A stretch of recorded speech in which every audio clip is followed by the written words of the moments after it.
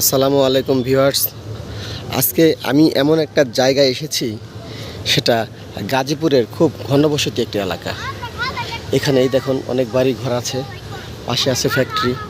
কিন্তু এই এত কিছুর মাঝেও, এত ঘনবসতির মাঝেও এমন একটি বাড়ি আছে, যে বাড়িতে এখন পর্যন্ত কোনো মানুষ কখনোই থাকতে পারে না। এই সেই বাড়িটি দেখুন, আপনাদের দেখাচ্ছি। এই বাড়িতে আসলে মানুষ থাকতে পারে না কেন সেটা আমি জানি না। আসলে সবাই বলে এই বাড়িতে নাকি অদ্ভুত কিছু ঘটনা ঘটে রাতের বেলা। সেটা কি ঘটনা ঘটে আমি জানি না, আমি কখনো থাকিনি, কিন্তু আমি শুনেছি। এর জন্য আমি রাতের বেলা আসতে সাহস পাইনি, এর জন্য দিনের বেলা এসেছি। দেখুন এই যে ভাঙা ঘরবাড়ি পড়ে আছে, এই যে। কিন্তু এটাই দেখেন, এত ঘনবসতির ভিতরেও দেখেন এই যে এই বাসাতে মানুষ থাকে, এই বাসাতে মানুষ থাকে, কিন্তু এই বাসাতে মানুষ থাকে না। যে এই বাসাতে মানুষ আছে, কিন্তু এই বাসাতে কোনো মানুষ থাকতে পারে না। দেখুন এই যে ভাঙাচোরা। কিন্তু আমার সাহস হয়নি আমি এটার ভিতরে ঢুকে যে আপনাদের দেখাবো। আমার সাহসে কোলায়নি। এখানে রাতে অদ্ভুত ঘটনা ঘটে।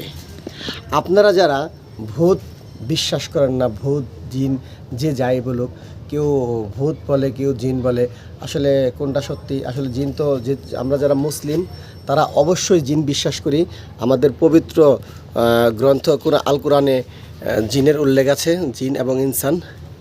যেহেতু আমাদের পবিত্র ধর্মগ্রন্থে জিনের উল্লেখ আছে, সেহেতু আমরা জিনকে অবশ্যই বিশ্বাস করি এবং বিশ্বাস করব। এটা আমরা করতে হবে। সেই জিন আছে, জিন বুঝে যেই যাই বলে না কেন।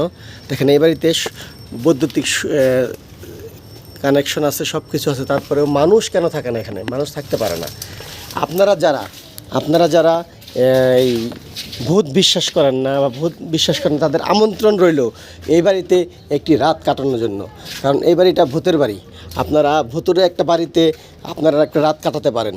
যাদের আপনার সাহস আছে, যারা আপনারা মনে করেন ভূত জিন বলতে কিছু নাই দুনিয়াতে, তাদের জন্য। এই দেখুন ভাঙা বাড়ি।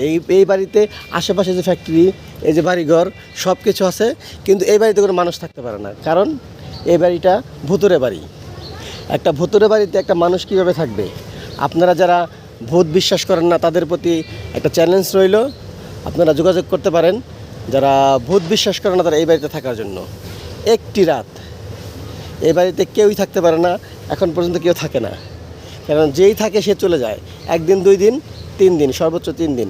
এখন এই বাড়িটা এই অবস্থায় পড়ে আছে, কেউ সংস্কারও করে না। এই বাড়ির যে মালিক, সেও সংস্কার করেন না। কারণ যেহেতু মানুষই থাকতে পারে না, সে নিজেও থাকতে পারেনি, এর জন্য পরে ভাড়া দেওয়ার জন্য চেষ্টা করেছে। সে ভাড়াও মানুষ থাকে না, যে 1 দিন 2 দিন থেকে চলে যায়।